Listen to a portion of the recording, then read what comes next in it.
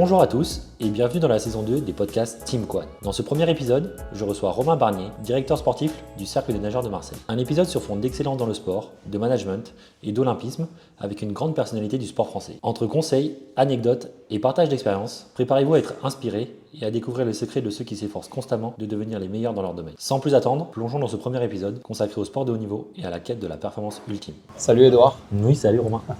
On est ici au Cercle des nageurs de Marseille. Déjà merci pour l'accueil parce que le cadre est juste incroyable, donc j'avais pas meilleur spot pour relancer le podcast pour le coup. Le cadre est incroyable et il reste magique après une vingtaine d'années à le côtoyer tous les jours, je te le confirme. Je suis donc Romain Barnier et je suis directeur sportif au Cercle des nageurs de Marseille. C'est le club de mon cœur puisque j'ai appris à nager juste derrière nous, dans la petite piscine qui se situe là, qui s'appelle le bassin à lézards, qui est une piscine de 25 mètres. Et donc c'est le lieu de mes premières activités sportives qui était la natation. Alors j'ai commencé par du basket, comme toi, j'ai commencé par de la natation. Ah, je savais pas ça. Et j'ai commencé par du tennis. Le professeur tennis a très vite dit, on a un problème de relation droite-gauche. Je changeais la raquette de main, donc on m'a dit que ça allait pas et on m'a très vite dit qu'il ne se passerait rien. Mon père est un ancien sportif de bon niveau, quelqu'un qui a terminé 3e au championnat de France d'athlétisme il y a très longtemps, sur 1500 mètres et qui a fait du basket aussi, je crois en division élite. C'est dans un autre temps, c'était juste à la sortie de la Deuxième Guerre mondiale. Et donc j'ai un père qui tout de suite m'a mis dans ses activités de prédilection au basket, mais qui a très vite vu que malheureusement, dans le patrimoine génétique entre mon père et ma mère, il y avait eu un décalage et que j'avais pas d'aptitude ni pour le basket ni pour le tennis.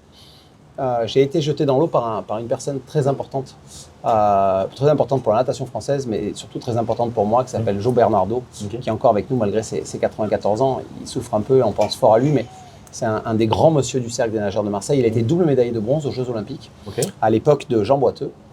Et il m'a appris à nager, il m'a dit, tu sais, il y a un truc pour toi, tu as du talent pour la natation, va au Cercle des nageurs de Marseille, il y a des grands entraîneurs et tu vas t'y régaler.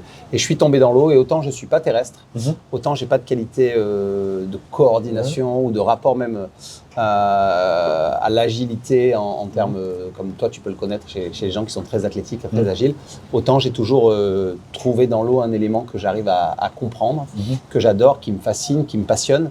Et donc, je suis tombé dans la marmite à 5 ans. J'ai commencé à nager à l'âge de 11 ans ou 12 ans, je crois, toujours ici au Cercle des nageurs de Marseille. J'ai commencé l'aventure du bi-quotidien, c'est-à-dire qu'on s'entraîne le matin, on va à l'école toute la journée et puis on s'entraîne le soir. Dans certains sports, c'est comme ça et la natation en fait partie. Et ensuite, mon parcours a évolué, j'ai grandi, je suis toujours resté à la natation. Un parcours de nageur qui était considéré comme nageur professionnel dans une fédération amateur. Donc, c'est du faux professionnalisme, même si je gagnais ma vie en nageant et ça m'a permis de sponsoriser mes études. J'ai été recruté par une université américaine, l'université d'Auburn, un des grands temples de la natation mondiale et américaine et mondiale. Et ça m'a permis de découvrir la natation en grand, une version beaucoup plus collective de la natation, des athlètes aquatiques, mais aussi athlétiques exceptionnels. Je crois qu'on était 2 Français dans l'équipe, on était les 2 seuls à ne pas savoir se matcher à 3,05. Voilà, tous les autres savaient se matcher, donc ça vous parle côté athlétique, c'est déjà un des premiers standards savoir se matcher, ça veut dire qu'on est un athlète déjà, ou en tout cas qu'on a des qualités athlétiques. Et donc j'ai passé 10 ans aux États-Unis, entre études et natation, entre dilemme parce que j'aimais la finance et que j'ai fait des études de finance, et mon amour inconditionnel pour la natation. Pour financer mes études, j'ai été entraîneur de l'équipe universitaire d'Auburn et ça m'a permis de financer. Quand il a fallu faire le choix entre la vraie vie et la meilleure vie, celle du sport, j'ai eu peur de partir. Et le président du Cercle des nageurs de Marseille, Paul Lessia, qui est toujours président aujourd'hui, qui officie depuis 1990 dans le club et qui est vraiment un des grands piliers de la construction du club, m'appelle un jour et me dit « J'ai lu un article dans le journal L'Équipe » avec qui pourtant je n'entretenais pas les meilleures relations à l'époque, et puis ça s'est continué ensuite, poursuivi ensuite. Il me dit, j'ai vu un article où tu hésites et tu voudrais rendre à la natation ce que la natation t'a offert, c'est-à-dire te permettre de créer des amitiés absolument incroyables, de découvrir des choses incroyables sur toi, de voyager, en tout cas d'être sur le chemin, de devenir un homme, en tout cas quelqu'un de bien qui peut aider les autres. Il m'a dit, viens le faire au CNM, on est l'endroit idéal. Et après quelques réflexions, j'ai abandonné toute une carrière qui s'offrait à moi dans la finance et les assurances pour venir sur la natation, manager du Cercle des nageurs pendant 1 an. Il y avait un jeune garçon à l'époque qui n'était pas tout à fait connu, mais qui le deviendra ensuite, c'est Alain Bernard, avec son entraîneur Denis Hauguin. Et on a commencé ensemble, alors on n'était pas tout à fait d'accord. Sur le moment, c'était tendu. Aujourd'hui, quelques 15 années après, je ne sais pas qu'est-ce qu'il en reste au niveau de l'attention, mais voilà. Et donc Denis est parti avec Alain, on s'est retrouvés sans entraîneur. Le président m'a dit c'est bien, tu as mis le bordel, maintenant il faut réparer ce bordel et donc il faut que tu entraînes. J'ai dit mais je ne suis pas vocation à être entraîneur, je suis manager, j'aime la natation, mais je n'ai jamais fait, je ne sais pas faire. Il m'a dit tu vas te débrouiller ou tout du moins le temps que tu trouves un entraîneur, tu vas le faire toi. Et donc j'ai commencé à entraîner, donc j'ai mis le bleu de chauffe. La tenue d'entraîneur de natation, le short, le t-shirt, même si j'ai jamais trop su le faire. Les chronomètres, le sifflet, même si j'en avais pas non plus. J'ai commencé pendant 3 mois sans chronomètre. Mes mentors américains m'avaient dit l'ennemi dans le monde du travail, c'est l'argent. On fait pour l'argent, on fait pas bien. L'ennemi dans le monde de l'entraînement de la natation, c'est les chronomètres. Chaque jour, tu donnes des repères et les athlètes s'adaptent en fonction de leur niveau du jour. Oublie un peu. Donc j'ai commencé sans chronomètre, sans sifflet et sans tenue de sport parce que j'en avais pas, parce que ça me faisait chier de me changer le matin et le soir 4 fois par jour. Donc j'ai coaché en pantalon, chemise, ce qui me servait le reste de la journée. Et je retroussais les manches, un peu comme quand on va à la pêche. Et j'ai créé ma relation avec les athlètes sans chronomètre. Parmi ces athlètes-là, il y avait 2 garçons absolument extraordinaires qui ont marqué mon parcours d'entraîneur, Fabien Gillot et Frédéric Bousquet. Et donc ensemble, on a commencé, on a repris le flambeau d'une aventure marseillaise qui a connu des hauts et des bas, comme sur 100 ans, c'est normal. Qui avait déjà gagné des médailles aux Jeux Olympiques, qui avait une structure administrative assez très saine, un savoir-faire pour faire venir des athlètes, un lieu absolument incroyable, iconique. Et puis avec Fabien Gillot et Frédéric Bousquet, on a commencé à faire de la perf. Et dans cette perf, on a créé, je crois, une espèce d'énergie nouvelle dans la natation française. Que j'avais emmené des États-Unis, le qualitatif avant le quantitatif. On était dans un sport de gros volume, on s'entraîne beaucoup. J'ai amené d'autres choses, être athlétique avant d'être aquatique, en faire moins pour le faire mieux. Beaucoup optimisé autour de la biomécanique, du geste parfait, de la recherche des singularités des athlètes. Je suis venu avec un espèce de package qui était un peu révolutionnaire et ça a forcément, sur les performances qui ont confirmé un peu ça, à la fois créé beaucoup de turbulences dans un monde qui n'était pas habitué à avoir ça. Donc je ne me suis pas fait que des amis, mais ça fait partie du jeu quand on vient bousculer les codes et les normes. Et puis il y a quand même pas mal d'athlètes qui ont vu cette dynamique-là et qui se sont dit je veux en être. Et donc très rapidement dans le sillage, Camille Lacour nous rejoint. Grégory Mallet qui sera vice-champion olympique, William Ménard qui sera médaille de bronze au championnat du monde, et Laure Manodou et Florent Manodou ensuite. Et on a créé quelque chose autour d'une idée forte qu'on pouvait gagner à Marseille, on pouvait gagner dans un cocon, un doré, mais si on y mettait les heures passées dans le chlore, mais aussi beaucoup d'intelligence, beaucoup de partage d'intimité avec les athlètes. On est parti sur des choses fortes. On est parti sur le fait que si on mettait les meilleurs nageurs français ensemble, si on abandonnait un peu les égos et si on mettait plutôt le partage d'expertise entre experts, entre talentueux, on aurait une chance de battre tout le monde. Et pendant un moment, je crois qu'on a réussi, parce que le symbole dont je suis le plus fier, de manière collective, pas moi, mais on a battu avec le Cercle des nageurs de Marseille un record du monde des équipes nationales, 4 nageurs du club, 4 Français. On a gagné au championnat du monde, les championnats du monde avec 4 Français qui étaient 4 Marseillais du même club. Et en grand bassin, sur un 4 x 100 mètres 4 nages, on a obtenu la médaille de bronze au championnat du monde avec 4 Marseillais. Voilà, donc on a gagné seul en étant les plus rapides du monde de l'histoire. On a gagné dans un championnat du monde petit bassin et on a obtenu une médaille dans un championnat du monde grand bassin.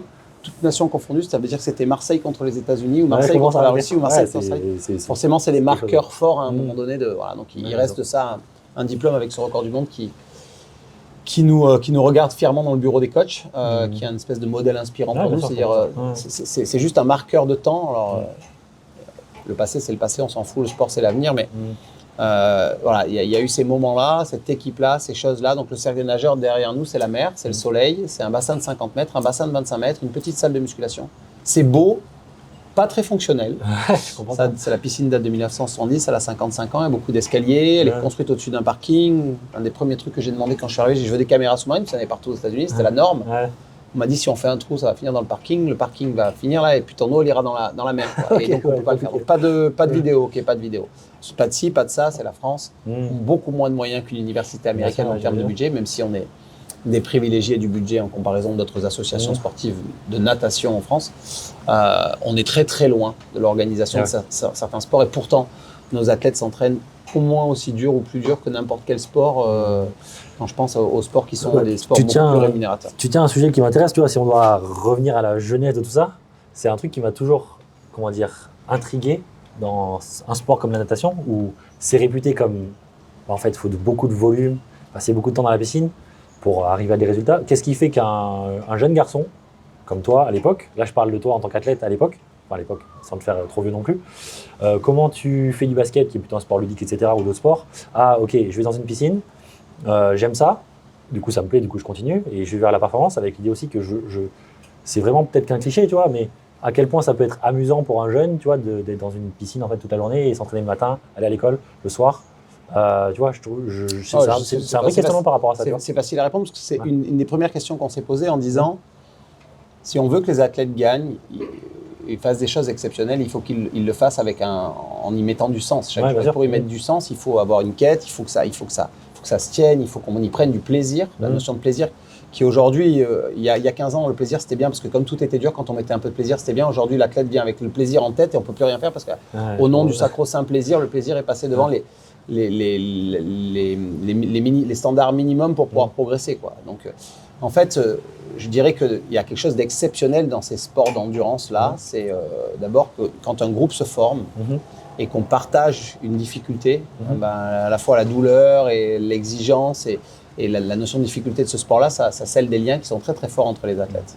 Parce qu'on souffre ensemble, parce qu'on partage un quotidien avec des challenges qui sont… Et quand il se passe ce moment où on est dans le doute, dans le questionnement par rapport à sa capacité à aller un peu plus loin dans l'effort, et qu'on va chercher dans les yeux de ses coéquipiers un peu de réconfort, et qu'on n'a pas envie d'être le premier à aller le chercher, donc cette notion d'orgueil, et tout ce mélange-là, donc cette camaraderie et puis ce sens qui est à mon avis un des besoins primaires de l'être humain, d'appartenance, quoi. J'appartiens à qui, à quoi, à quel groupe. Et ça, c'est des gens qui sont comme moi, qui sont venus chercher. Puis après, généralement, ceux qui le font longtemps sont ceux qui ont un peu de talent. C'est pas facile de trouver une voie pour laquelle on a du talent dans la vie. Donc quand on est bon quelque part, ça récompense. L'estime de soi est quand même bien récompensée. Moi, quand je suis tombé dans la piscine, il y a eu deux choses qui m'ont accroché. C'est l'eau, c'est magique. Et même si on voyage dans l'eau à 4-5 km/h et que ça paraît pas, les jours où on est bien, on a l'impression que tout son corps se met en adéquation, en fusion avec l'eau. Un peu comme, alors c'est pas tout à fait, mais un surfeur qui prend une vague. Ouais, je comprends ça. Ouais. Finalement, il a juste quoi glisser sur quelques mètres. Et puis il est mordu à vie et il va chercher toute sa vie à progresser là-dessus. Mais quand on ressent l'eau, quand on arrive, et quand par des mouvements bien connectés, tous alignés, synchronisés avec l'élément, on arrive à aller plus vite que la personne d'à côté. C'est pas qu'un effort physique. Voilà, donc il y a l'eau, il y a la recherche du geste, il y a la camaraderie, il va y avoir après les voyages, il va y avoir la relation avec l'entraîneur qui va devenir un mentor, qui va vous apprendre des choses au travers des exercices physiques qu'il vous demande. Il va y avoir tout ça. Et puis on additionne plein d'éléments qui sont finalement ce que je pense quand on pratique du sport de haut niveau, peu importe le sport. Alors c'est fun de faire du basket. Et c'est fun de faire du water-polo parce que j'ai la chance d'être témoin privilégié d'une équipe de water-polo qui est parmi les meilleurs du monde. Il y a 7 athlètes qui sont soit champions du monde, soit médaillés olympiques, soit champions olympiques. Mais il y a un moment, quand on fait de la passe ou une séquence, c'est drôle. Quand le coach vous la fait répéter 50 fois ou 100 fois en vous gueulant dessus parce que la balle doit arriver de manière très précise, ça devient à peu près comme de la natation, c'est-à-dire de la répétition. Il y a des moments où il y a le jeu. Mais il y a des moments en natation où il y a des gammes et des exercices où on est libre, où le coach n'est pas sur votre dos, où on n'a pas le chrono, où on construit son modèle technique. Les gens aiment ça. Il y a des gens qui aiment faire du vélo toute la journée. C'est que ça répond à un besoin de l'être humain. Donc, alors, il faut une certaine catégorie. Ceux qui aiment les sports d'équipe, ceux qui aiment la balle et qui ont besoin de s'amuser 50% du temps, ils ne feront pas carrière en natation. Mais celui qui aime bien se centrer sur lui, ressentir des choses, écouter, travailler son corps, qui aime la douleur, qui aime l'endurance, qui aime l'endorphine que ça crée après les séances. Un nageur, souvent, il vous dira qu'après sa séance du matin, quand il a plongé à 7h et qu'il sort à 9h15, 9h30, il a une demi-heure de bonheur volé à la vie. Parce que s'il a fait une bonne séance, il a juste ce sentiment de satisfaction d'avoir fait une bonne séance et que ça se suffit à lui-même pour être heureux jusqu'au petit-déj et qu'on tire là jusqu'à 11h. Et puis quand ça se répète 3-4 fois dans la semaine et puis que les autres fois, c'est pas si mal que ça, on est un nageur heureux, quoi. Voilà à peu près si je devais faire un résumé peut-être. C'est quoi une journée, alors plutôt en jeune là du coup, c'est quoi une journée type à l'époque quand tu étais en formation, on va dire? C'est quoi? Donc, tu te levais le matin, tu allais t'entraîner 2-3 heures, tu allais à l'école, tu finissais l'école et tu repartais. Le type de nos nageurs, c'est qu'ils plongent vers 6h, 6h15. Ouais, toujours tôt le matin. Ouais, ils finissent vers 8h, 8h15, ils attrapent quelque chose à manger, ensuite ils vont en cours. Ils arrivent en cours vers 8h30 ou 9h quand on arrive à gagner un peu de temps sur la première heure. Bien sûr. Ils sont en cours jusqu'à 16h. Ils reviennent, s'entraînent 2 heures, ils font 1 heure de musculation. Ensuite, ils rentrent à la maison, il est 8h, 8h30, ils font 1 heure ou 2 heures de devoir en mangeant. Et ils vont se coucher. Et ils enchaînent ça 5 jours par semaine et un week-end par mois, 2 week-ends par mois, il y a les compétitions. On part pendant 2 jours, on fait les compétitions. Il y a un peu de temps, un peu de repos à Noël, un peu de repos au mois d'avril, 15 jours de repos l'été, mais sinon c'est une espèce de machine à laver. Ouais, bien sûr. Et on met le programme au maximum et on fait tourner là, comme ça, sans que ça s'arrête sur des journées qui sont en gros de 12-13 heures tous les jours. Ouais, ça correspond un peu à l'image que j'en avais et c'est incroyable. Et le paradoxe, c'est que ça fait souvent des bons élèves. Ouais, En fait, la fermeté du cadre je pense le fait que ils bossent 1 heure ou 1 heure et demie, finalement ils bossent autant que les autres. C'est juste qu'il y a très peu de temps libre, donc la notion de plaisir, notamment chez les jeunes, d'apprentissage, de progression, elles sont essentielles. Un gamin qui progresse et qui va faire une bonne compétition, ça lui permet de mieux tolérer toutes ces périodes-là. Parce que les vacances scolaires, qui sont normalement un moment privilégié pour aussi se reposer, nous, ce qu'on fait, c'est qu'on s'entraîne et qu'en dehors des entraînements, on met des cours particuliers pour les athlètes pour rattraper tous les cours qui ont été ratés le matin et l'après-midi. Parce qu'il y a toute cette réserve-là qui est manquée pour pouvoir s'entraîner. Donc, en fait, il n'y a pas la période de vacances. Donc, c'est non-stop, non-stop. C'est un sacré panier. Et pour revenir à toi, alors, ton parcours, ça m'intrigue vraiment, pour le coup. Donc, un jeune Marseillais qui a fait un peu des sports, qui intègre le club ici et qui commence à nager. C'est quoi le move de partir aux États-Unis? Ça vient comment? Parce que, dans le basket, on peut le comprendre, etc., ou dans d'autres sports même, mais ça vient d'un rêve. Moi, j'ai toujours eu le rêve américain. J'ai le rêve de parler anglais, le rêve de nager dans une université américaine. Les États-Unis sont modèle de référence en natation, c'est la meilleure nation du monde, donc les plus grands champions. Moi, quand je grandis, il y a Matt Biondi qui est le plus grand nageur. Ils font tous 2 mètres, ils nagent incroyablement. C'est la discipline dans laquelle je grandis. Donc, je vois ces champions et je me dis, s'ils deviennent des champions là-bas, je vais aller voir comment ils s'entraînent. Donc, j'ai envie d'aller aux États-Unis. Et donc, je fais ma carrière en France dans des endroits qui sont absolument extraordinaires. D'abord Marseille, ensuite un peu Monaco, un entraîneur qui avait entraîné au service des nageurs. Ensuite Antibes, dans un lieu de natation absolument incroyable, en découverte. Et j'arrive au moment du bac et le deal avec mes parents, c'est tu peux faire de la natation, mais il y a un parcours d'études qui ira avec. Tu peux l'allonger un peu si tu veux, tu peux t'organiser, mais s'il n'y a pas d'études, on arrêtera la natation. Alors bon, j'avais atteint un niveau qui faisait que j'aurais... Ma mère était vraiment pro-études, mon père était pro-natation, mais respectait le contrat de ma mère. Et je crois à 17 ans, je suis en équipe de France, je suis champion d'Europe junior l'année d'avant, donc il y a les Jeux Olympiques de 96. Je crois que pendant 1 an, je fais un peu année sabbatique sur les études en me disant j'avais un peu d'avance à l'école, 1 an d'avance, donc je le sacrifie. Je ne me qualifie pas aux Jeux Olympiques en 1996 pour 1/100 sur une épreuve. Donc je vois les Jeux Olympiques passer. Et là, je me dis il faut que je parte aux États-Unis. Et j'ai la chance d'être recruté par une université américaine et par un entraîneur absolument incroyable, David Marsh. Au travers de cette expérience, j'en ai rencontré une dizaine d'entraîneurs impressionnants, mais David Marsh, ça doit être une 30aine de médailles olympiques à son palmarès. Un grand gourou de la natation qui fait mieux que moi sans forcer en tant qu'entraîneur. C'est assez voilà, quelqu'un qui sent les choses, qui sent les programmes, qui sait quand il faut mettre de l'énergie, qui sait attirer, qui sait faire venir les meilleurs nageurs américains dans son université. Sachant que l'université, c'est quand même quelque chose d'incroyable en termes d'organisation. C'est 2 bassins. Je crois que c'est une salle de musculation qui fait 3000 mètres carrés.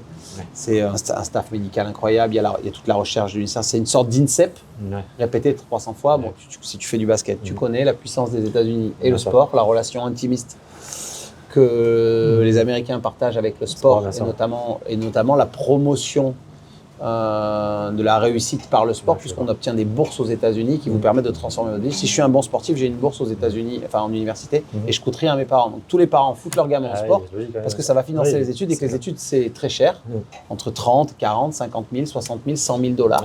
Et donc par le sport, on ne paye pas ses études. Si on faisait ça en France, on verrait beaucoup plus de gens faire du sport.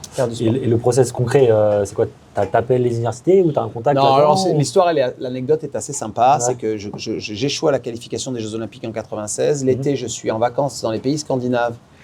Je te disais, le partage, les copains, la camaraderie. Je suis chez un nageur finlandais qui lui-même ne s'est pas qualifié aux Jeux Olympiques et qui est un très bon pote du monde de la natation. Je suis avec un autre nageur français. Il me dit, venez me voir. Donc on va chez lui en vacances. On passe 15 jours en vacances. Et un jour, on croise un monsieur avec un polo de l'université d'Auburn, qui était une de mes universités fétiches, et je l'arrête et je lui dis vous êtes d'Auburn, c'est génial, c'est l'école où je rêve d'aller, et l'année prochaine je veux y aller. Il me dit buvons un café. Et donc on s'assoit, il me dit mais qu'est-ce que tu trouves d'Auburn? Et je dis il y a cet entraîneur là qui est exceptionnel, ce programme, puis j'ai lu les valeurs, j'adore. Et il me dit écoute, j'ai oublié de te le dire depuis qu'on discute, mais je suis le président de l'université en vacances et je fais un tour de la Scandinavie.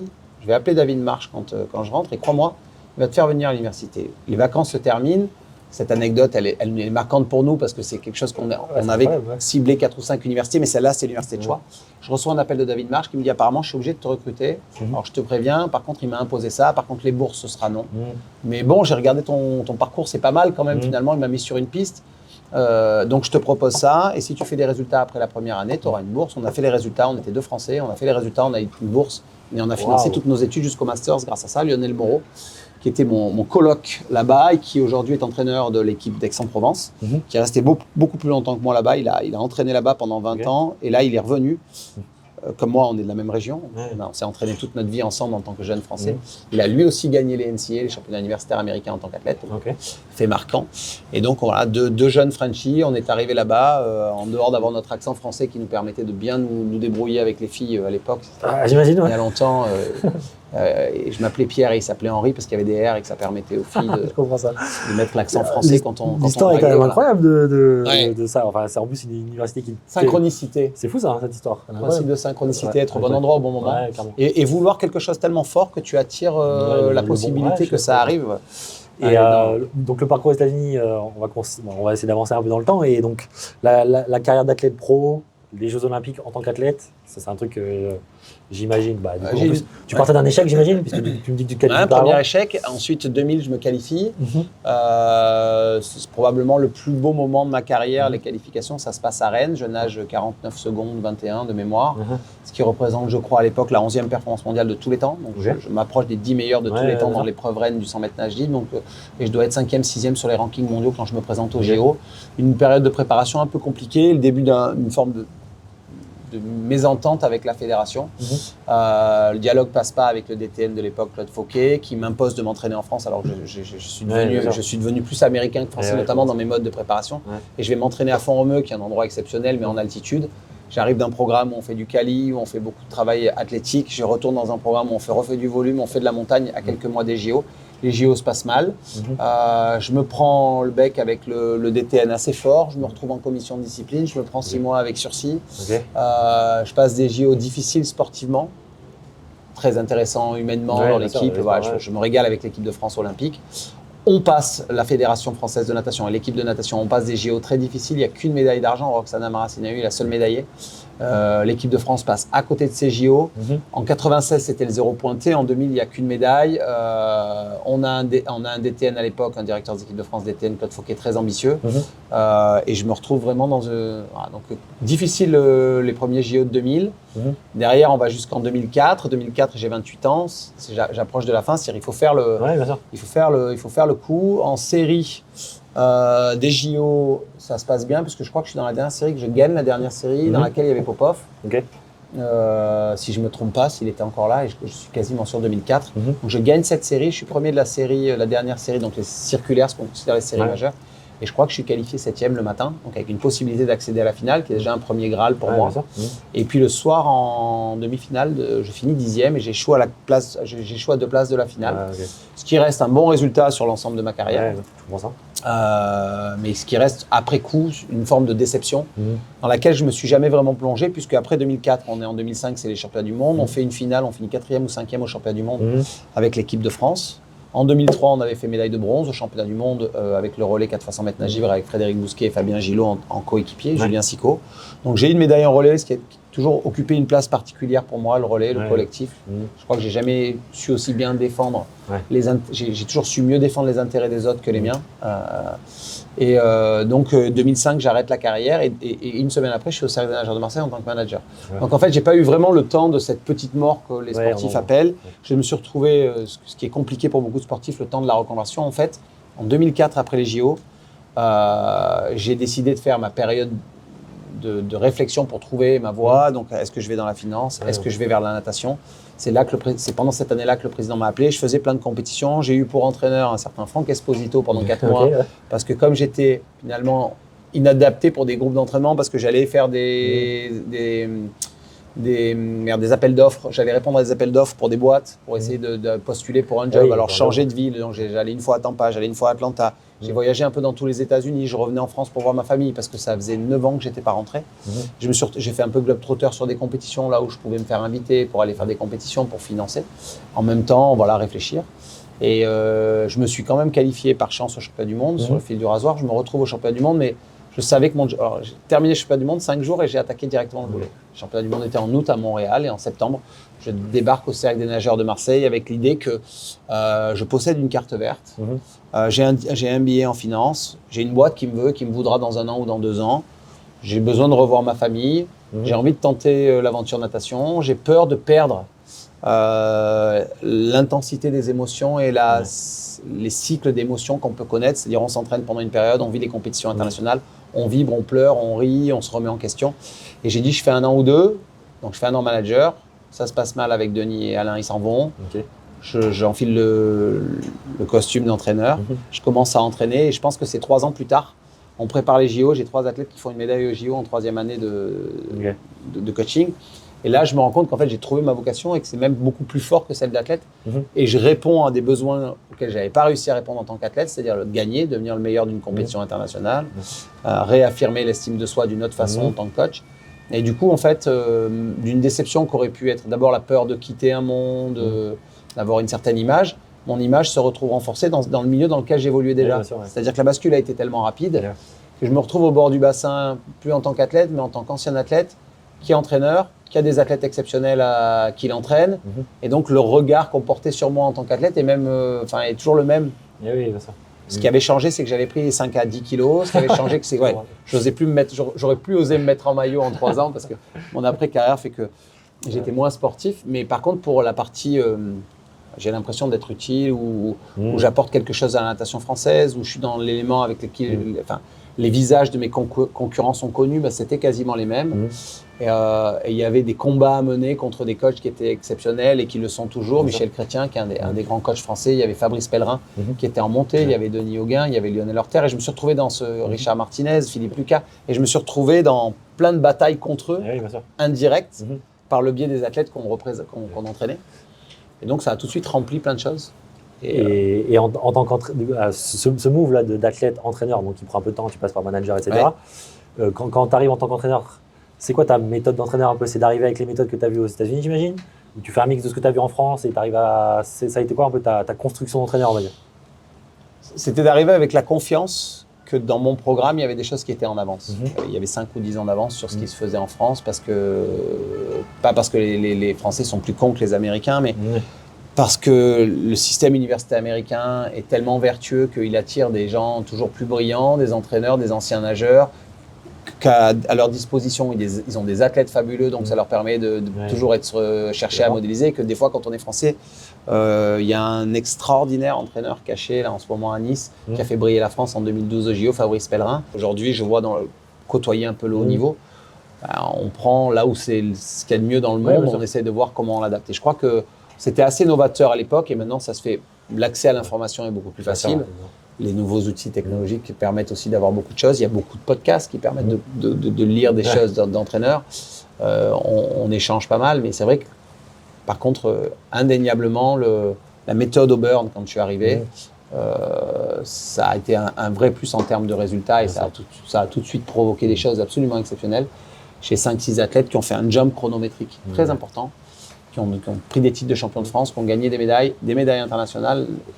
En 2010, je crois, au bout de 4 ans ou 5 ans, on fait des championnats d'Europe, je crois, où il y a 12, 13 ou 14 médailles aux championnats d'Europe, dont 8 titres. Et d'un coup, c'est même à l'échelle européenne, c'était en avance, quoi. Et en termes d'athlète, du coup, alors un athlète qui correspond bien à cette méthode-là, ou dans ton process de recrutement, il a quel type de trait de caractère, ou c'est quel type d'athlète qui peut correspondre? Alors, j'imagine qu'il y a peut-être plein de traits de caractère différents, mais c'est quoi un peu l'athlète type que tu peux recruter? L'athlète rêvé qu'on recherche. L'athlète rêvé qu'on recherche, il est très talentueux. Parce que dans le monde du très haut niveau, tu peux appartenir à une certaine forme du plateau mondial, mais finalement, ceux qui gagnent les médailles, il y a quand même des singularités qui se dégagent, qui sont très très fortes. Soit athlétiques, soit morphologiques, soit en relation avec la qualité de la peau et de la glisse, soit... Il y a quand même des choses comme ça. Vraiment, je chercherai un athlète qui est...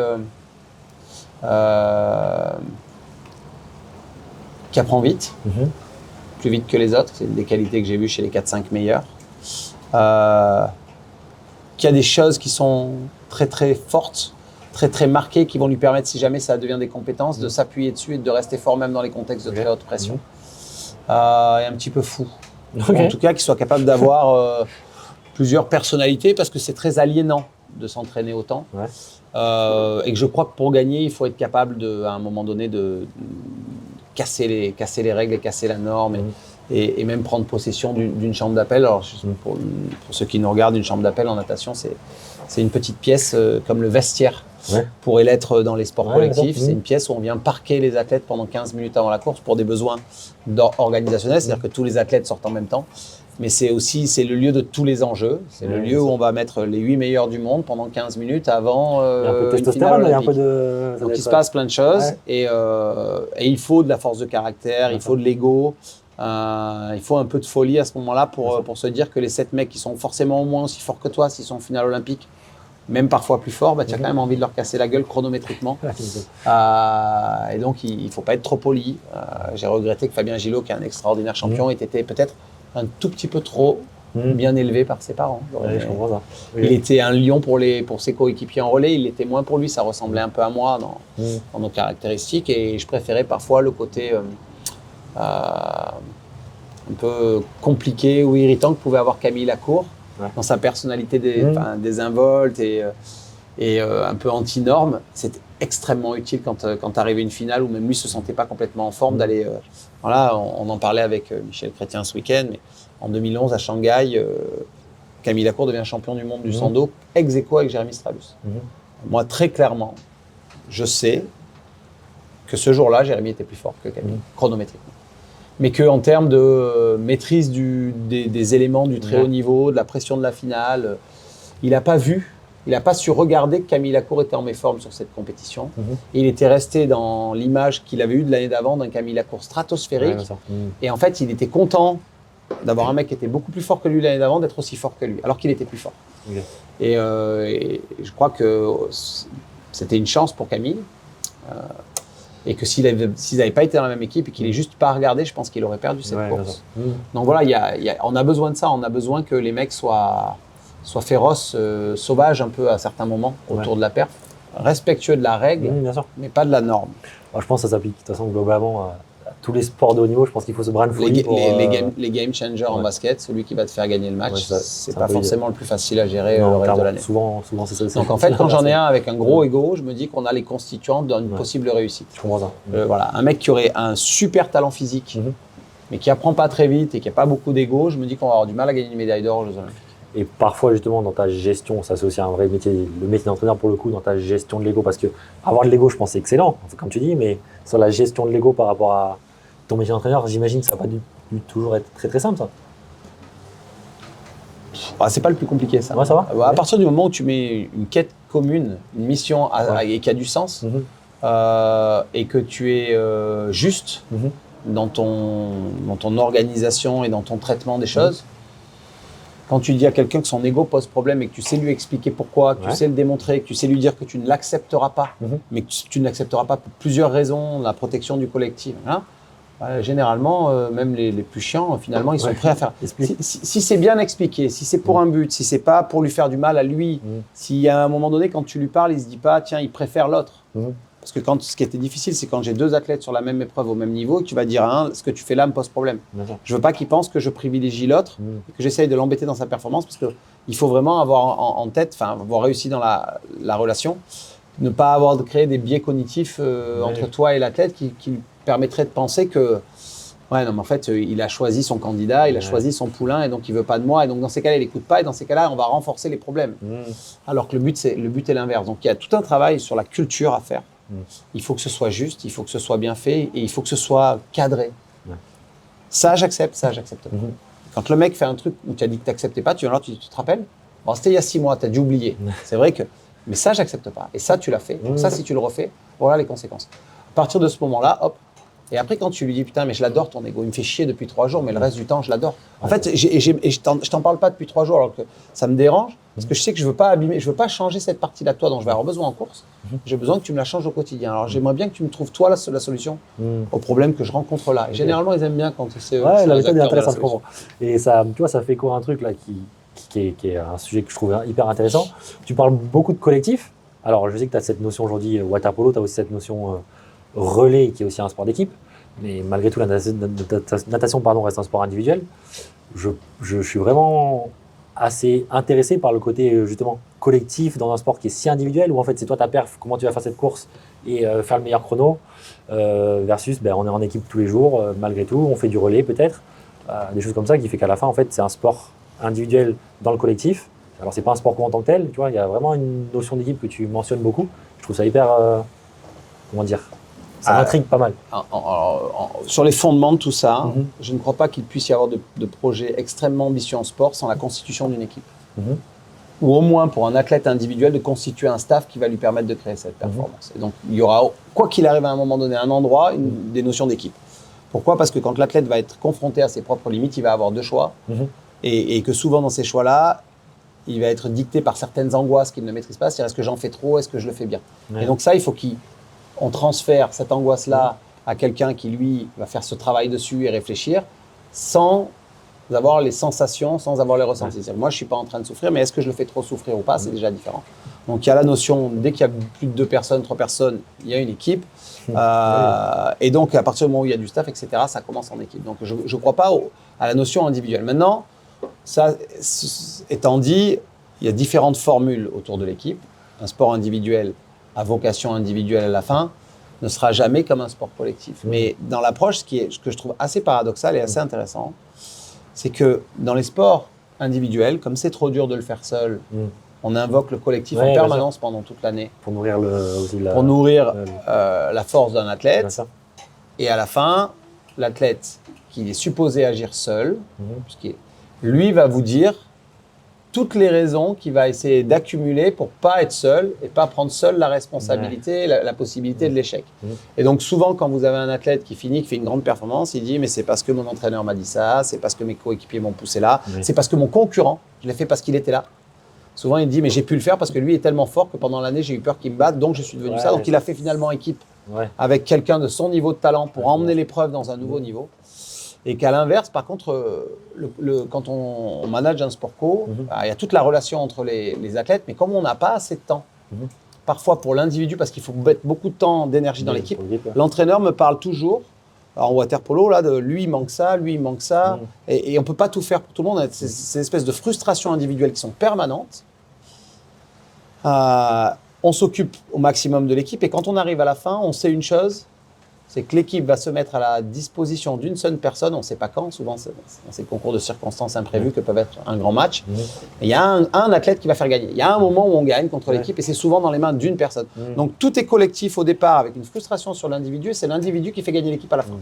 Parce qu'une équipe, elle gagne ensemble, mais il n'y a qu'un seul mec qui met le dernier but, il n'y a qu'un seul mec qui met le dernier panier, il n'y a qu'un seul mec qui est dans le moment où les deux équipes s'affrontent, c'est celui qui fait basculer pour son équipe. Et en individu, au moment où il a très très mal, au moment où il a le plus de doutes, il va puiser sa force dans son préparateur mental, son entraîneur, ses coéquipiers. Donc il va chercher dans l'équipe et l'équipe va chercher dans l'individu.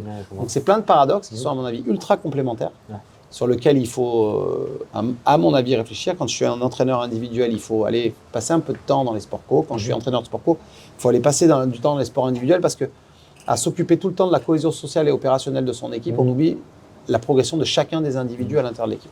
Et toi, dans ton parcours d'entraîneur, du coup, tu es passé de natation à water polo. Tu prends autant de plaisir dans les deux façons d'entraîner ? Ouais, en fait, mon plaisir, il est surtout dans la relation avec l'athlète. Donc, j'ai connu une période où les athlètes étaient impliqués plus qu'à 100% dans leur projet. Vraiment, la quête, elle était pour la santé. Là, aujourd'hui, on a une équipe de water polo qui est absolument remarquable, qui est parmi les meilleurs du monde, avec des athlètes champions olympiques, des athlètes champions du monde, des athlètes qui visent une médaille olympique, une équipe de France qu'on peut aider, puisqu'il y a 6 ou 7 athlètes qui s'entraînent là, qui seront à Paris pour l'équipe de France. Donc il y a cette mission-là. Donc le plaisir, il est là, il est de se dire que chaque jour, par une énergie positive, par un engagement, par quelques petites compétences que j'ai dans mon domaine de la natation, mon domaine de l'eau, je peux venir apporter des toutes petites choses. Je ne suis pas l'élément essentiel de cette équipe, mais en sport de haut niveau, on n'a pas besoin d'être l'entraîneur général pour faire gagner l'équipe. Tout le monde doit contribuer. Et j'ai besoin de personnes pour savoir que Si je mets de l'énergie, on aura plus de chances de réussir que si je suis simplement spectateur.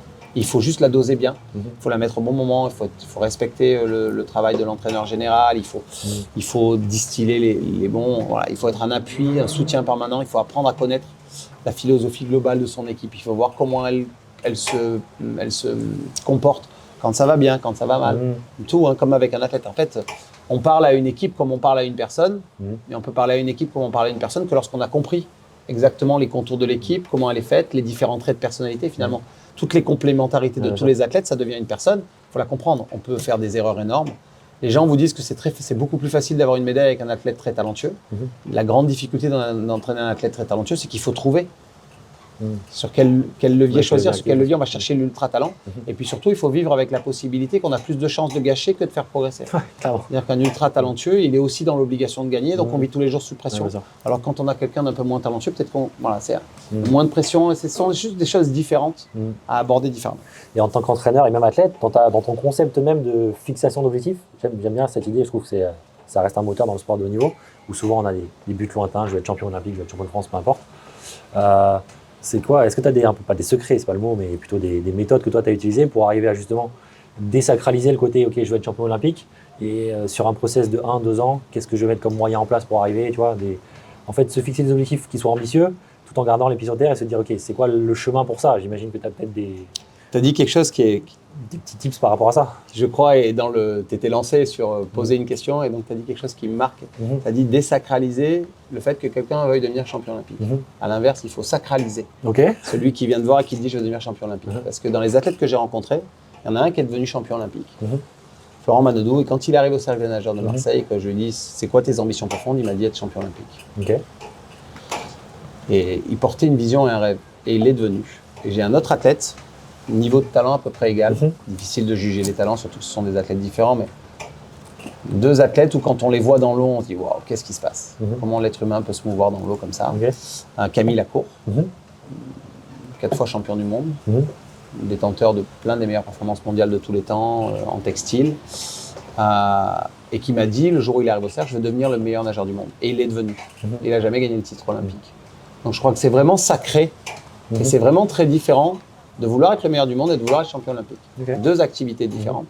Alors on peut vouloir être le meilleur du monde et être champion olympique. Ça veut dire que dans l'espace-temps, si on veut être que champion olympique, on s'en fout des autres années. Si on veut être le meilleur du monde, ça veut dire qu'on veut, sur une période où tout le monde est là, ça peut être les champions du monde, ça peut même être un meeting, c'est-à-dire qu'on peut battre un record du monde dans d'autres événements et dire se considérer le meilleur du monde pendant une période donnée. Et chevillé au corps, Florent avait le rêve olympique. Donc si un athlète vient et qui me parle de ça, ça va être mon moteur de démarrage. Après, si je vois que l'athlète n'a pas forcément le talent pour y arriver, il y aura un autre travail à faire. Mais enfin, je considère qu'à partir du moment où l'athlète a les plus hautes ambitions, quoi qu'il arrive, on va pouvoir construire des choses qui sont absolument fabuleuses dans la construction d'objectifs, même si on peut lui dire que, ok, ça c'est ça, mais moi ce qui m'intéresse, c'est que pour arriver à ça, on doit créer un chemin avant ça. Et que dans la création de ce chemin, on va se fixer l'objectif et on va synchroniser tous les deux sur cet objectif, parce que moi, c'est ça qui m'anime. Aujourd'hui, tu es là, tu veux aller là, mais avant ça, moi, je veux aller là. Est-ce que ça t'intéresse? Si ça t'intéresse, voilà comment on va le faire. Et moi, je vais me réveiller la nuit pour réfléchir à comment on y arrive le plus vite possible. Puis on verra bien quand on est arrivé là pour regarder où toi, tu voulais aller au départ. Et en fait, on est d'accord sur le chemin et on fait pacte. Et dans ce pacte-là, on démarre. Et ensuite, on construit les objectifs et puis on revient en arrière. Et puis on est à aujourd'hui, on a un objectif pour demain. Et on se met en marche. Et une fois qu'on s'est mis en marche, on va... Et quand on parle de chemin, pour toi, c'est la vision, c'est des étapes clés, genre telle compète, on va aller vers là, tel résultat, etc. Mais c'est aussi dans le quotidien, c'est... c'est toujours un peu plus complexe que ça, parce que l'acquisition des compétences, c'est difficile de mesurer le temps. Fixer des choses, c'est dangereux, parce que si tu dis à un athlète, je veux faire ça dans 6 mois, s'il l'a fait plus vite, ça veut dire que tu as mal lu le potentiel de ton athlète. Si au contraire, il n'y arrive pas, il a l'impression qu'il s'est trompé d'entraîneur et qu'il n'est pas avec la bonne personne. Donc en fait, la progression, on les met les marqueurs chronométriques parce qu'on est dans un sport chronométrique, mais on garde de la marge et puis parfois l'athlète, on triche de manière vertueuse. Me vient une anecdote là. Camille Lacour, on part sur plein de... Il arrive au Cercle des nageurs, il est exceptionnel, mais il est que 50e mondial. On commence à l'entraîner, il progresse un peu, ça se passe bien, et puis à un moment donné, je me dis, il faut qu'on fasse mieux. En fait, il y a un truc chez ce garçon qui est différent. Il est très grand, il n'a pas beaucoup de force, mais il est très explosif. Il a une super maîtrise de la rythmique. Il y a un truc qui me dérange, il n'a pas de force quand il nage, il s'en plaint. Et on a changé son modèle de nage en mettant ses fesses. On s'est un peu inspiré de certaines notions d'hydrodynamisme, notamment des catamarans qui sont très lourds au départ avant d'accélérer, ils sont sous l'eau, et puis quand ils prennent une certaine vitesse, hop, ça sort, il n'y a qu'une petite partie. Et je sais pas, sur cette idée-là, on a dit on va mettre les fesses un peu en bas, on va le mettre dans une autre position, qu'il soit un peu plus enfoncé, qu'il aille chercher de la force, et il me disait mais je suis pas bien. Puis un jour on trouve la bonne position, et il me dit là j'ai de la force. Alors, il crée plus de résistance, mais il avait beaucoup plus de force. Et on attendait qu'il aille un peu vite, et au moment où il allait un peu vite, il essayait de garder un peu cette position, mais il essayait de remonter à ce moment-là. Il ne montait pas tout de suite. Il démarrait sur 3-4 coups de bras, et ensuite il montait. Et quand on a développé ça, on a mis 4 mois à comprendre. D'abord, ça avait l'air un peu... C'était laboratoire, recherche et développement catastrophique. On ne sortirait pas un produit qui allait nous faire gagner de l'argent. Et puis au bout de 4 mois, ça commence à fonctionner. Puis un jour, je le vois nager et je commence à prendre des chronos et ça va beaucoup, beaucoup plus vite qu'avant. Et puis, on fait une séquence, on la met en place et je lui dis, va chercher une combinaison dans les vestiaires et puis viens, on va se mettre en condition à faire ça. Et puis ce jour-là, je crois qu'il soit il a battu le record du monde, soit il était à quelques centièmes du record du monde à l'entraînement. Et donc, on est 2 entraîneurs à prendre le chrono, les poids, elles se dressent, on se regarde tous les deux et là, je me dis, je ne peux pas lui dire en fait. On est à 3 mois de la compète, il ne peut pas avoir battu le record du monde, il reste du boulot quoi. Et puis surtout, peut-être que c'est un grand soir, mais on n'est jamais sûr, il y a toujours cette peur du lendemain. Et je lui annonce un temps, 5/10 moins vite, et il me dit « Ah, j'avais l'impression d'aller plus vite, mais c'était pas mal quand même. » Il était content parce qu'il avait battu son record personnel, on lui en a donné juste assez. Et cet été-là, il est triple champion d'Europe, il bat le record d'Europe, il fait une compétition exceptionnelle. Et là, je ne sais pas s'il le sait ou on lui a dit après, mais ce jour-là, tu avais battu le record. J'avais posé la question si tu lui avais dit quand même après coup. Je sais plus. Au moins pour. Je sais plus, ça serait mentir. Pour plaisir personnel, tu disais. Il avait nagé tellement vite ce jour-là, il était à 1/100e du record du monde, du 50 dos, en tissu alors que les mecs étaient en textile. Très clairement, c'était ce jour-là, personne n'avait jamais nagé aussi vite de l'histoire. Il avait refait avec 3 ou 4 dixièmes plus vite ce qu'il avait fait à l'entraînement. Et c'était absolument incroyable à regarder. Son 50 mètres le produit fini est absolument incroyable. Alors, est-ce que si on lui avait dit ce temps-là 3 mois avant, est-ce qu'il n'aurait pas été surexcité, machin, ou est-ce qu'à un moment donné, ça aurait été trop de données pour l'athlète, genre, je suis trop pressé de voir et c'est dans 3 mois, il aurait un peu... Là, il est resté un peu serein, il avait un peu progressé, donc tu as faim, tu as envie de progresser plus. Et voilà, on a fait des choses comme ça. Et donc c'est difficile, c'est aussi quelque chose d'extrêmement dynamique et d'extrêmement vivant, et moi de fixer les choses en disant qu'elles vont se passer comme ça. Voilà, c'est aussi se limiter dans une capacité à le faire plus vite, ou alors se bloquer dans une mauvaise estimation et abîmer un peu de la relation qu'on essaye tous les jours à construire avec l'athlète. En fait, au final, tout ce que tu me dis tout à l'heure, ça m'intéresse sur les aspects notamment mentaux, tu sais, dans le sport, la préparation mentale, le mental. Alors je pense que l'entraîneur est quand même en première ligne par rapport à ça. Mais dans ton fonctionnement avec tes athlètes, tu as toujours fonctionné tout seul ou tu as essayé d'avoir aussi des regards extérieurs, notamment sur les aspects mentaux? Parce que je pense que la compétition en tant que telle, tu la maîtrises ou tu l'as maîtrisée. Les aspects mentaux, tu as fonctionné seul ou tu as essayé d'avoir aussi de l'accompagnement, on va dire, parce que ça reste un sport de haut niveau où il y a beaucoup d'enjeux de pression, de motivation, de rigueur, etc. qui fait qu'à un moment donné, je pense que l'athlète a toujours des besoins. Comme on fait de la muscu, comme on fait du volume d'entraînement, on a aussi besoin, je pense, de travailler un peu cette partie-là, tu vois, d'une manière ou d'une autre. Quand je suis arrivé au CNM, tu me demandais la méthode. Je suis arrivé avec une méthode et j'ai exigé des choses de la part du club. J'ai exigé une première chose, c'est je ne commencerai pas sans un préparateur physique. J'avais pas d'assistant entraîneur.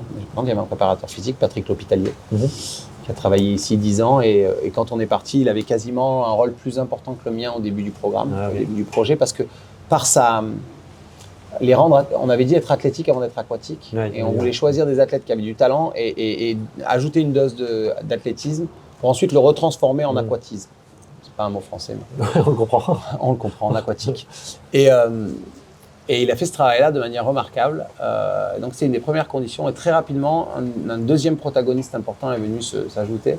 Avant les entraîneurs, c'est Thomas Samut, qui est aujourd'hui un préparateur mental reconnu en France pour travailler avec beaucoup de sportifs, et notamment le plus connu des nageurs français, Léon Marchand. Je crois qu'il l'aide dans sa préparation aux Jeux Olympiques. Ils ont une mission absolument incroyable, c'est-à-dire faire en sorte que Léon exprime dans le contexte des JO de 2024, alors qu'il sera peut-être pas Mbappé, c'est peut-être pas Antoine Dupont, c'est peut-être pas Wembanyama. Il sera un des grands acteurs français du sport de cet été. Et il faudra qu'on ait juste le jeune Léon prodige extraordinaire de la natation qui devra oublier tout ça. Et donc là, une des missions de Thomas, c'est ça. Mais on a embauché à mi-temps un préparateur mental en CDI dans le club en 2007, 2006, 2007. On était très précurseurs. On a travaillé pendant longtemps et donc ils avaient des séances de préparation mentale, des séances de préparation physique, des séances d'entraînement. Il y avait un kiné, on était Vraiment quelque chose. Je crois qu'aujourd'hui, le foot, il vient, mais on avait 15 ans d'avance sur eux. Ouais, Quand je te disais qu'on avait de l'avance, on avait des athlètes. Et puis alors ça ne fonctionnait pas avec tout le monde, mais quasi, mais ça permettait d'avoir vraiment, il y avait on venait poser des outils. Alors, après, la préparation mentale, tu l'as dit toi-même, l'entraîneur est probablement le premier préparateur mental. Je ne suis pas sûr qu'on ait besoin de guérir quelqu'un qui est en bonne santé, mais aujourd'hui, ça fait vraiment partie de la perf. Bien sûr. C'est 90% des athlètes du plateau du haut niveau, 80%, notamment dans les sports individuels en préparateur mental, notamment pour lutter contre le burn-out et le bien-être et la santé. Et on a fait ça.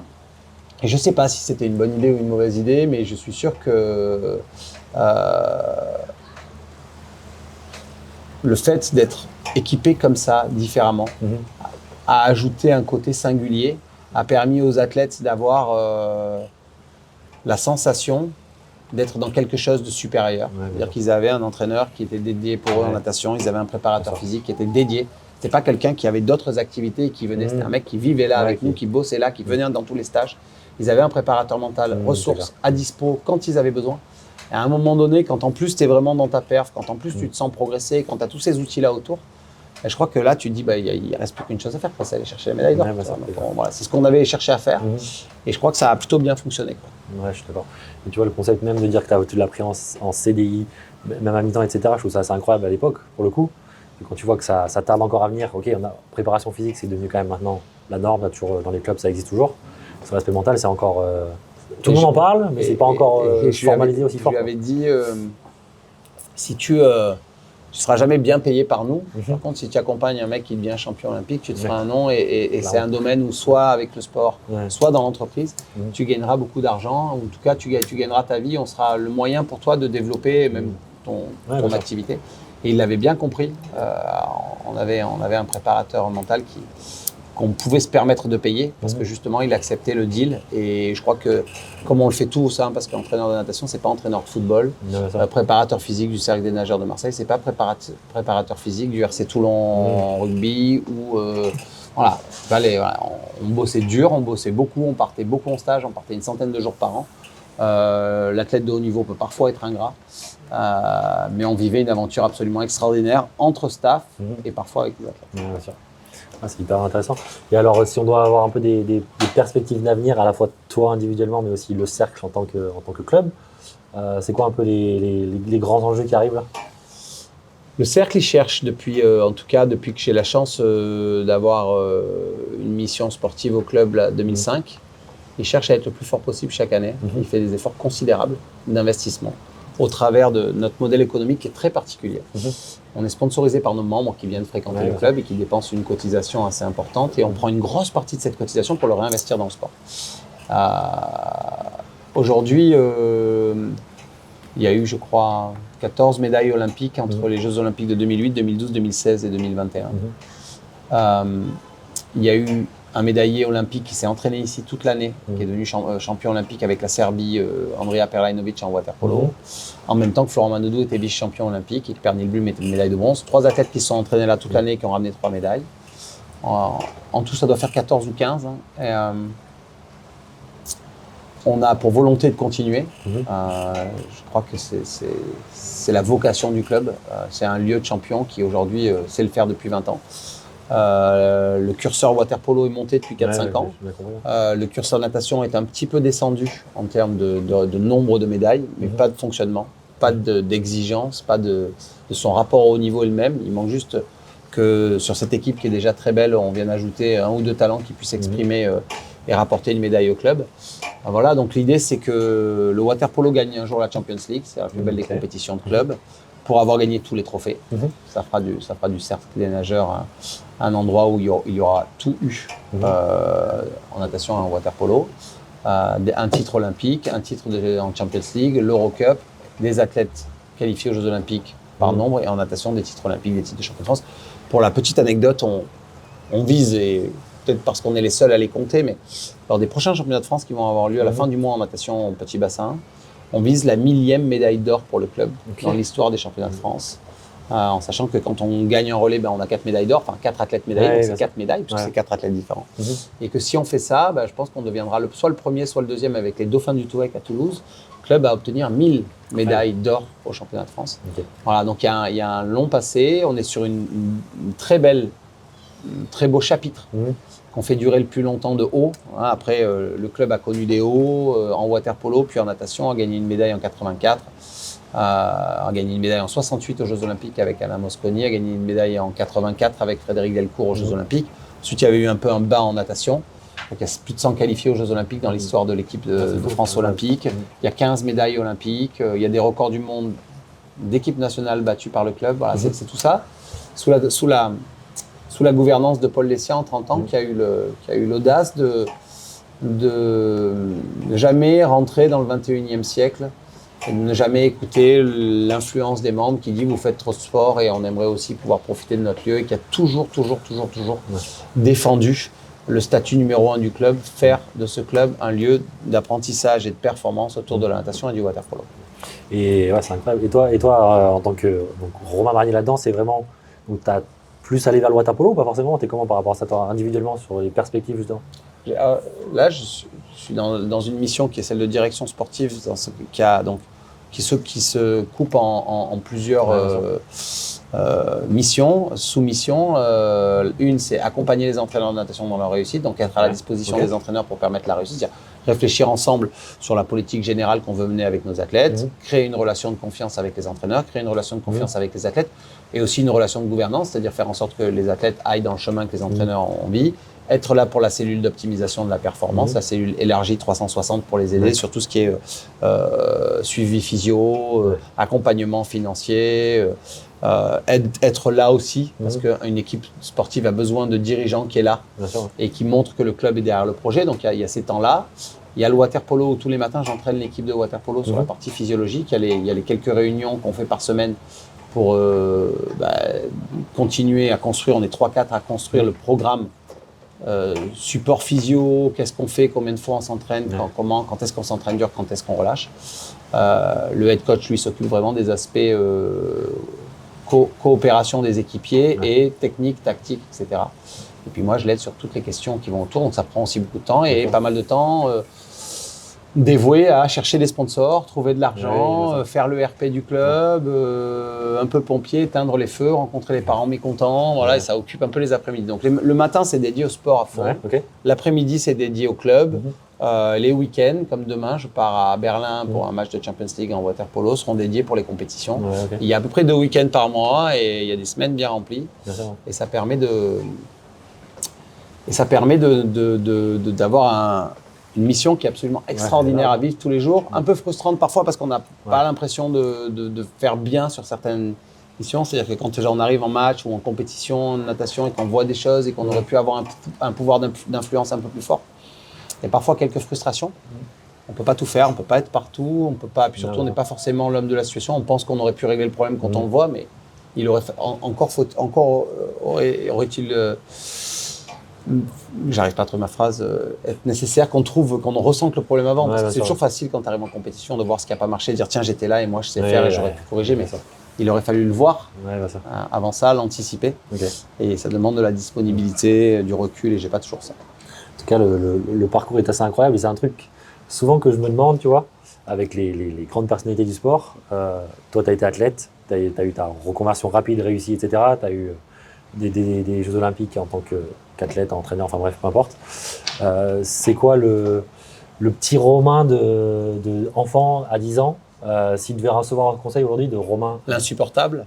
T'étais insupportable? Bah ouais, okay, parler trop. Alors, maintenant. Ce Romain-là, s'il devait recevoir un conseil du Romain aujourd'hui, ce serait quoi le conseil que tu donnerais à toi, jeune, qui va être un futur athlète de très haut niveau et un futur entraîneur olympique? Te plains pas alors que tu es heureux de ce que tu vas faire, en fait. Parce que j'avais souvent tendance à invoquer des choses négatives pour justement, et notamment dans le fonctionnement, je disais « Ah non, c'est trop dur », pour justement aller mieux le dépasser ensuite. Et comme j'ai des athlètes qui m'ont fait payer ça en étant comme ça aussi, je pense que j'ai dû faire chier mes entraîneurs plus jeunes, et je pense que ça a été un peu au détriment de ma perf, souffrir un peu plus en silence, et je suis très heureux de nature, et donc en fait je contrebalance ça parfois par des petites exaspérations qui sont ce point de caractère-là chez moi que j'aime pas trop, et si j'avais pu le dire à l'enfant, je sais pas si ça se corrige, mais en tout cas, je sais que si on le travaille un peu plus tôt, on a plus de chance. C'est un peu tard. Alors, voilà, ce que je dirais à cet enfant-là, c'est Il y a plus de potentiel que ce que tu penses aussi. Okay. Quand j'ai arrêté, je pense qu'il y avait un peu plus. J'étais peut-être pas destiné à être champion olympique du 100 mètres nage libre, mais j'aurais pu aller chercher une finale olympique, j'aurais pu aller chercher une médaille. J'ai fait 4e au championnat d'Europe en individuel sur le 100 mètres nage libre. J'aurais pu être médaillé ce jour-là. J'ai fait 4e au championnat du monde en individuel sur un 200 mètres nage libre en petit bassin à Moscou. J'aurais pu être médaillé, voire même champion du monde ce jour-là. Et j'aurais pu être finaliste olympique et j'aurais pu emmener, j'aurais pu mieux l'idée. Mieux diriger notre relais qui en 2003 médaille de bronze au championnat du monde et qui en 2004 finit 6e ou 7e des Jeux Olympiques. On aurait pu faire mieux si j'avais été un meilleur leader. À un moment donné, j'étais ni dans ma perf individuelle, ni dans la perf collective. J'ai été dans un entre-deux-mondes qui, je crois, vient de ma personnalité et qui, c'est toujours plus facile avec l'approche de la cinquantaine. Je suis forcément un peu moins con qu'avant, un peu plus raisonné, même si je ne suis pas encore un adulte. Ok, bah t'es resté un peu fou, ça Ouais, j'espère. C'est ça. J'espère. Ok, ouais. Et alors, t'as un parcours ultra inspirant et c'est génial d'avoir pu faire cet épisode aujourd'hui ici, je pense. Si tu devais, pour clôturer, te laisser ton temps aussi, nous conseiller une personne qui, toi, t'inspire particulièrement, qui pourrait être potentiellement un prochain invité de ce podcast, en tout cas on le souhaite. C'est quoi, t'as une personnalité actuelle que tu pourrais dire, ok, lui, tu peux lui parler, ça va être incroyable? Ouais, j'en ai une en tête. Hein. Si jamais tu peux lui parler, ça va être incroyable. Okay. Hugo Mola, ouais. Grand patron du Stade Toulousain, que j'ai eu la chance et le privilège de rencontrer l'année dernière par Fabien Gillot, qui nous l'a amené ici. Il est exactement à cette table, mais à l'intérieur parce que c'était l'hiver. On s'est retrouvés avec Hugo et Fabien et Frédéric Audon, le directeur général du Cercle des Nageurs, qui est un ancien capitaine de l'équipe de France de water-polo et de l'équipe du CNM. Et on s'est fait un déj à 4. Où j'étais triste qu'ils partent tellement c'était passionnant, inspirant, intéressant, complémentaire avec toutes nos quêtes, nos recherches, notre questionnement, nos doutes. C'est un garçon qui a un parcours incroyable, qui, notamment avec pas mal d'échecs au départ, la façon dont il raconte. Et aujourd'hui, c'est une success story française incroyable. Il est en charge d'Antoine Dupont. Il était avec moi, il était un des invités des ateliers pour aider les coachs français à réussir à Paris. Et je crois qu'il a fait un petit atelier qui durait 2 heures, l'individu dans le collectif. Il a vu passer une quinzaine ou une vingtaine de coachs. Il leur a parlé pendant 2 heures. Il a bu un café pendant un quart d'heure. Il a fait ça 4 fois pendant la journée. Sur les 80 qu'il a passés, j'ai dû avoir la chance de parler à une dizaine ou une quinzaine de coachs qui étaient tous absolument impressionnés par les qualités de transmission, de son humilité, son envie de justement partager son extraordinaire complexité et aujourd'hui son extraordinaire compétence à manager presque 80 personnes sur un terrain, 25 staff et 60 athlètes. C'est d'une complexité inouïe, c'est tous les jours, il est en plénière tous les jours face à des athlètes. C'est probablement beaucoup plus dur que ce que font les grands chefs d'entreprise qui délèguent à certaines personnes et qui de temps en temps font des grands colloques. En gros, il est en séminaire tous les jours face à ses athlètes. Et il y a un truc autour de la perf et de sa compréhension des choses et de sa capacité, j'ai l'impression, à continuer à progresser. Alors que ça fait très longtemps qu'il est dans le rugby, qui me fascine. Les 3-4 fois où je l'ai rencontré, et je pense qu'il a des choses impressionnantes à raconter dans la simplicité, dans la façon dont il délivre son message. Génial. Je vais tâcher de le trouver alors et de lui envoyer un bon message pour qu'il essaie de venir. S'il a le temps, parce qu'entre la Coupe du Monde maintenant, c'est un garçon qui a un agenda encore plus contraint que le mien, beaucoup plus contraint que le mien. Et je te souhaite de réussir parce que... Je vais me battre pour. Tu te régalerais. Je vais me battre pour.